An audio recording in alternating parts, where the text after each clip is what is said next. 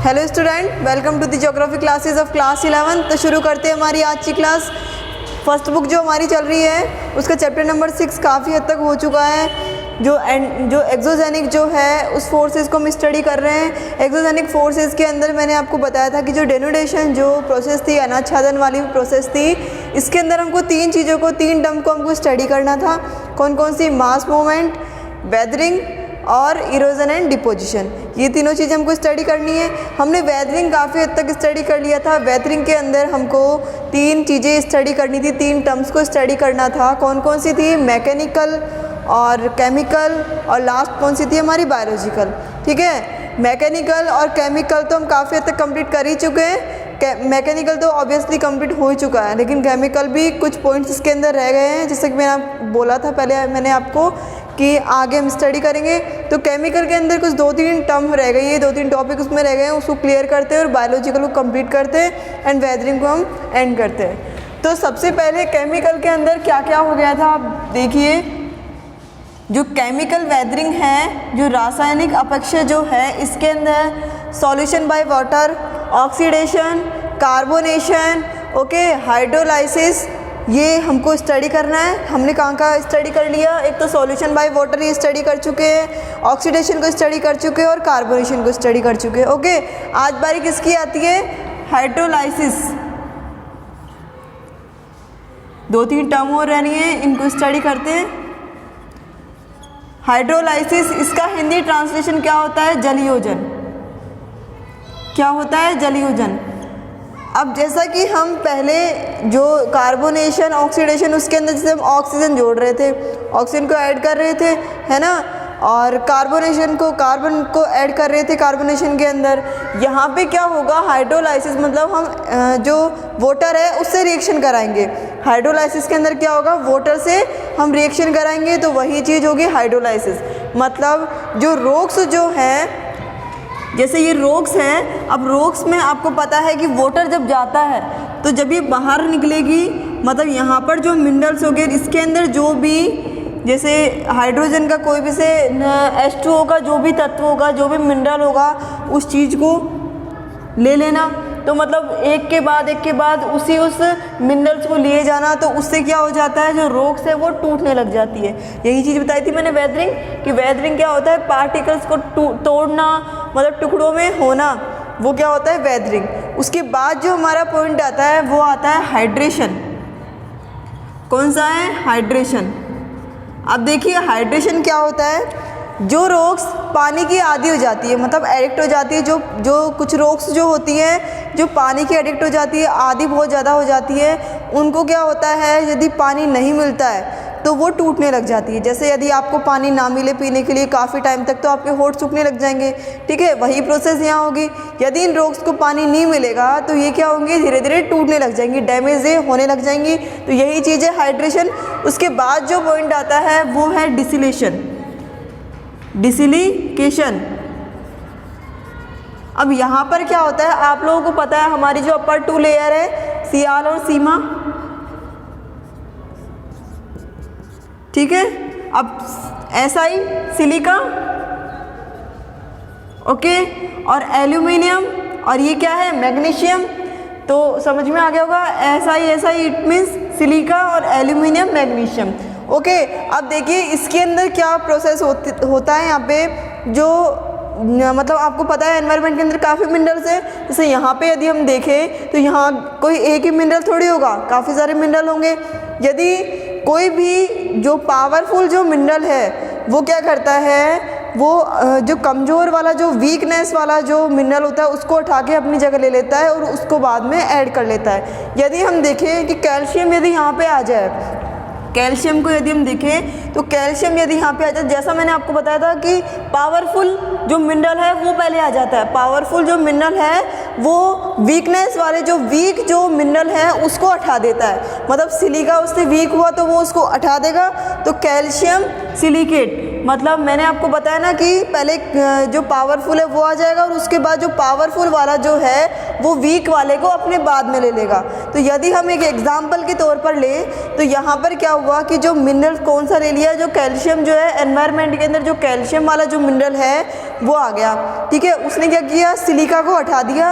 अब वही बात कि पावरफुल पहले और वीक बाद में, तो क्या हो गया ये कैल्शियम सिलिकेट, क्या हो गया कैल्शियम सिलिकेट।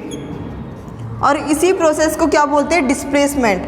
क्या होता है, डिस्प्लेसमेंट। इसको हम क्या बोलते हैं, डिस्प्लेसमेंट। डिसिलेशन क्या होगा, जो पावरफुल जो है मतलब हमारी अपर जो 2 लेयर है सियाल सीमा, सिलिका, एल्यूमिनियम, ओके, और मैग्नीशियम।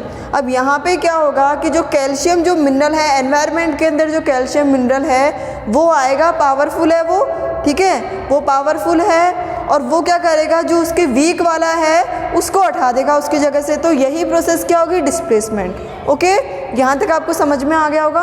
उसके बाद अब हम इतनी प्रोसेस जो स्टडी करते हैं, जैसे ऑक्सीडेशन, हमने ऑक्सीजन को ऐड कर दिया, ऑक्सीजन ले लिया हमने, अरे हम बार बार रिएक्शन कर रहे हैं, ऑक्सीजन, कार्बोनेशन, कार्बन का हम रिएक्शन कर रहे हैं यहाँ पे। अब ऐसा ही तो नहीं है कि यहाँ पे कोई भी रिएक्शन ऐसे ही तो हो जाती है कि इनके अपने आप अपने मन में आ रही है कि मैं रिएक्शन कर लूँ, तो ठाले बैठे बैठे हम कुछ भी कर ले, ऐसा तो नहीं हो सकता, ठीक है। तो उसके बाद जो लास्ट जो पॉइंट आ रहा है वो यही पॉइंट है, बेस एक्सचेंज वाला। कौन सा है, बेस एक्सचेंज। बेस एक्सचेंज के अंदर क्या होगा, देखिए आप लोग,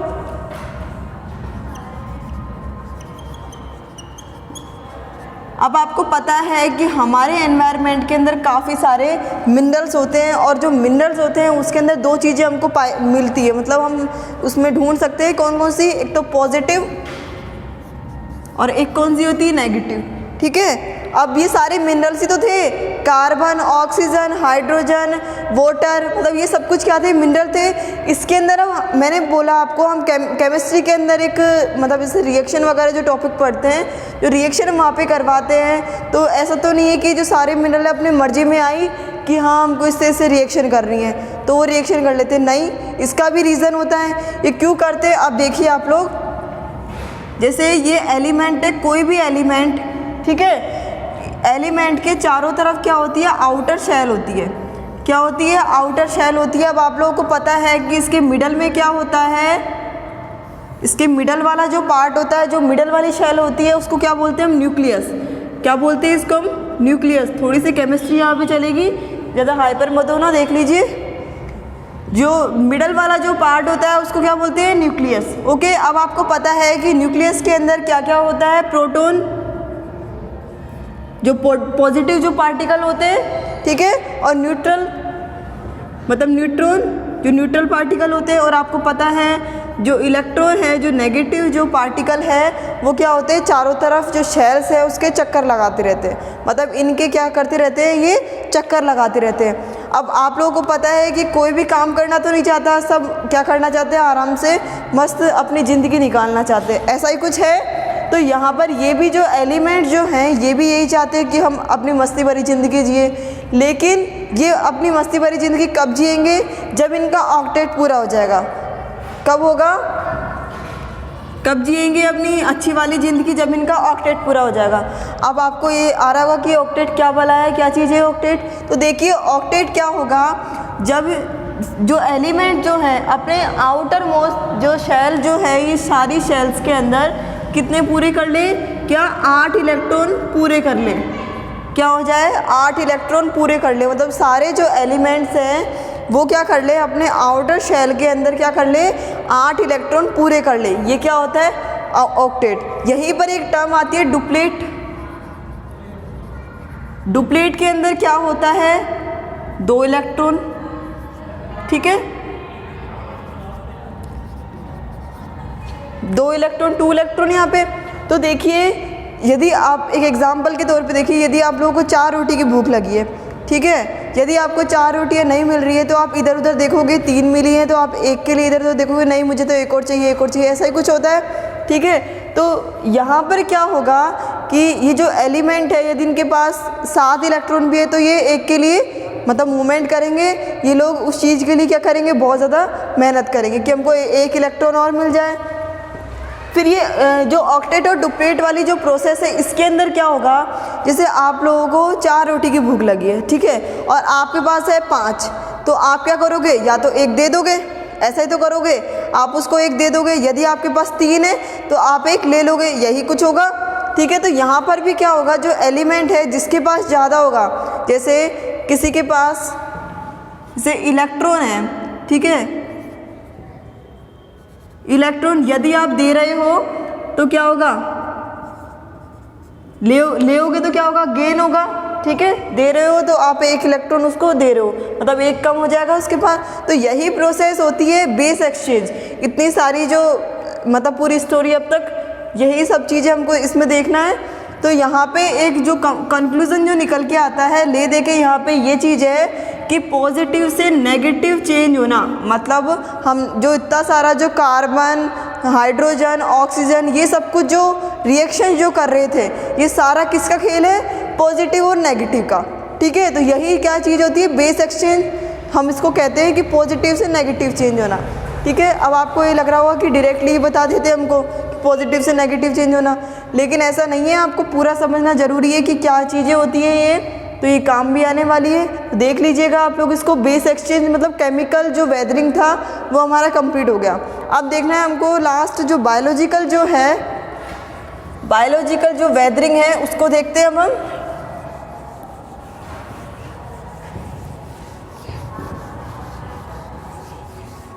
बायोलॉजिकल वेदरिंग का जो हिंदी ट्रांसलेशन क्या होता है, जैविक अपक्षय। क्या होता है, जैविक अपक्षय, बायोलॉजिकल, ओके। बायोलॉजिकल का हिंदी ट्रांसलेशन क्या है, जैविक। अब देखिए, जैसा कि मैंने आपको बताया था कि जो बायोलॉजिकल जो है ये क्या है, ह्यूमन एक्टिविटी है। मतलब कहीं पर भी रेलवे ट्रैक बन रहे हैं या फिर आप लोग पुलिया कहीं बना रहे हो या घर आप बना रहे हो, तो ये सब चीज़ें क्या है, ये सब चीज़ें क्या हैं, ये एक बायोलॉजिकल है। ये सब क्या है, ह्यूमन एक्टिविटी है, मतलब ये सब कुछ कौन कर रहा है, ह्यूमन एक्टिविटी की वजह से हो रहा है। अब आपको पता है कि जम्मू के अंदर जैसे जो रेलवे ट्रैक्स जो बन रहे हैं, पहाड़ों के बीच में से होके रेलवे ट्रैक्स बन रही है ना, हिल स्टेशन की तरफ, मतलब वहाँ पे क्या बन रहे हैं, जो रेलवे ट्रैक जो बन रही हैं वो किसकी वजह से बन रही हैं, ह्यूमन एक्टिविटी की वजह से। अरे ह्यूमन एक्टिविटी ने तो क्या किया है, ह्यूमंस ने तो क्या किया है, उसको जो रोग्स हैं उनको काटा है। वो काटा उन्होंने खुद ने नहीं, लेकिन मतलब जो मशीन, जो टेक्निक्स जो उन्होंने यूज़ ली वो तो उन लोगों ने किए ना। तो ये सब चीज़ें क्या होंगी, ये ह्यूमन एक्टिविटी के अंदर आएंगी। मतलब जो बायोलॉजिकल जो चीज़ है इसके अंदर हम ह्यूमन एक्टिविटी को क्या करेंगे, ऐड करेंगे।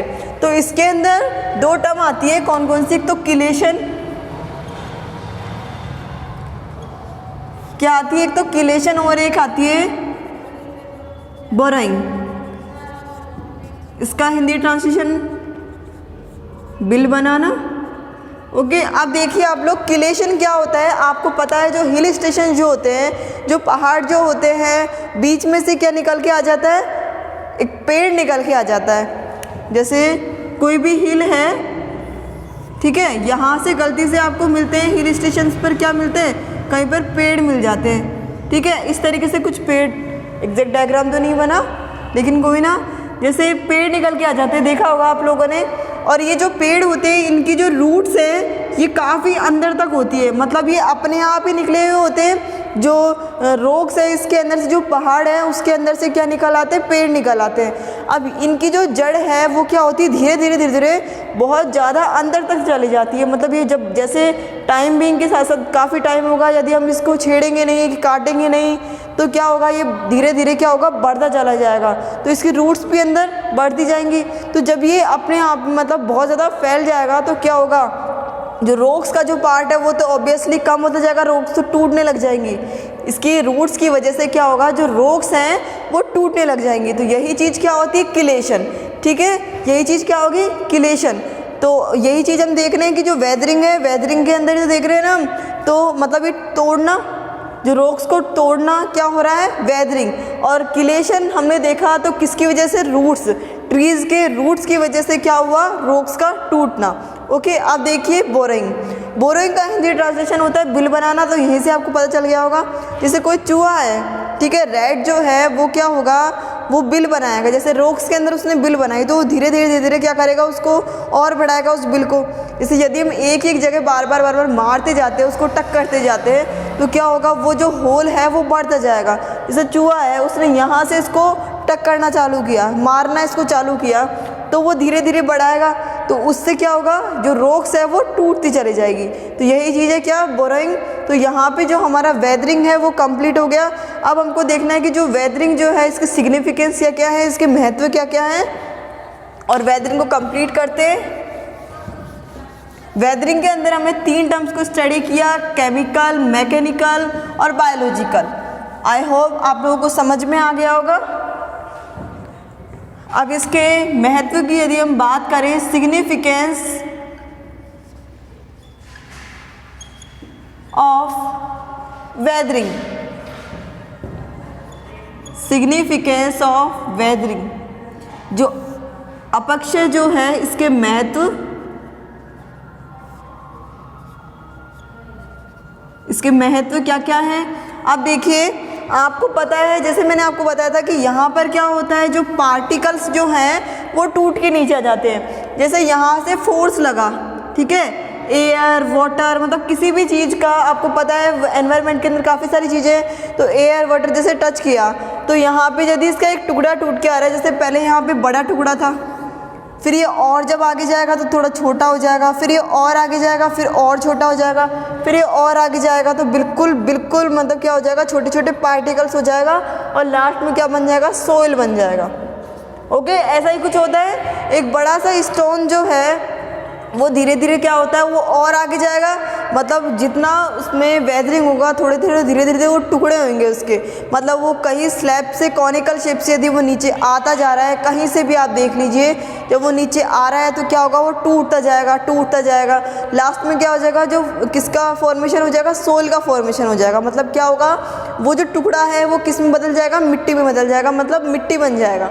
ठीक है, तो इसका जो महत्व जो है, फर्स्ट जो सिग्निफिकेंस हम यही लिख सकते हैं कि इसकी वजह से, वेदरिंग की वजह से क्या होता है, सॉइल फॉर्मेशन होता है। ठीक है, formation of soil, formation of soil. उसके बाद नेक्स्ट पॉइंट जो आएगा, हिंदी ट्रांसलेशन देख सकते हैं हम, क्या होगा, वेदरिंग की वजह से मृदा निर्माण, क्या होगा, मृदा निर्माण। जो नेक्स्ट पॉइंट जो आता है वो है enrichment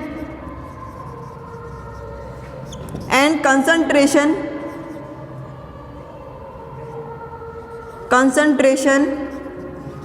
of valuable ores. Ores का हिंदी ट्रांसलेशन क्या होता है, अयस्क। अब देखिए क्या चीज़ है ये, enrichment and concentration of valuable ores. जैसे मैंने अभी आपको बताया, हम लास्ट वीडियो में स्टडी कर चुके हैं कि जो वाटर है जब वो इसके अंदर जाता है, मतलब यहाँ पे होल बने होते हैं, ठीक है, जब टेम्परेचर चेंज होता है तो ऑब्वियसली वो बाहर भी आता है पानी, ऐसा ही कुछ बताया था। तो वाटर की वजह से क्या होगा, जो मिनरल्स है वो क्या आ जाते हैं, बाहर आ जाते हैं। क्या हो जाता है, जो मिनरल्स है वो बाहर आ जाते हैं। अब देखिए यहाँ पे क्या होगा, जो वाटर की वजह से क्या होता है यहाँ पे कि जो वैल्यूएबल जो मिनरल रहते हैं वो तो कहाँ रह जाते हैं, अंदर रह जाते हैं। मतलब रॉ मटेरियल जिसे हम बोले तो वो क्या हो जाते हैं, अंदर रह जाते हैं। जो मिनरल्स वैल्यूएबल जो ऑर्स है, वैल्यूएबल जो अयस्क जो है, जो काम के जो हमारे मिनरल्स हैं वो तो क्या रह जाते हैं, अंदर रह जाते हैं। ऐसा ही कुछ होता है, आप किसी भी ग्लास के अंदर पानी डालोगे तो यदि उसके अंदर जो खराब जो वेस्टेज जो चीज़ें वो हमको ऊपर तैरती हुई दिखने लग जाती है, मतलब ऊपर ही हमको आ जाती है। ठीक है, ऐसा कुछ दिखने लग जाता है। तो वही चीज़ें यहाँ पे भी, तो जो वेस्टेज जो मिनरल है वो क्या आ जाते हैं, बाहर आ जाते हैं, और जो वैल्यूएबल जो ऑर्स हैं वो अंदर की तरफ कहीं पर रह जाते हैं। तो वेदरिंग की वजह से हमको ये एक सिग्निफिकेंस मिलता है, इसका एक महत्व ये भी हम कह सकते हैं कि जो वेदरिंग की वजह से हमको जो रॉ मटेरियल जो है वो ढूंढने में हमको क्या रहता है, इजी रहता है। मतलब हम आसानी से ढूंढ सकते हैं, क्योंकि वेस्टेज मिनरल तो बाहर निकल जाते हैं और जो वैल्यूएबल जो ऑर्स है वो क्या रह जाते हैं, अंदर रह जाते हैं। ओके, तो सेकंड पॉइंट हमारा यहाँ पे कंप्लीट होता है। थर्ड पॉइंट जो आता है वो है एक्सफोलेशन। एक्सफोलेशन का हिंदी ट्रांसलेशन क्या होता है? हटाव। क्या होता है? हटाव। अब देखिए क्या चीज़ है ये। यदि कोई भी रोक किस में बनी हुई है? कॉनिकल शेप के अंदर बनी हुई है।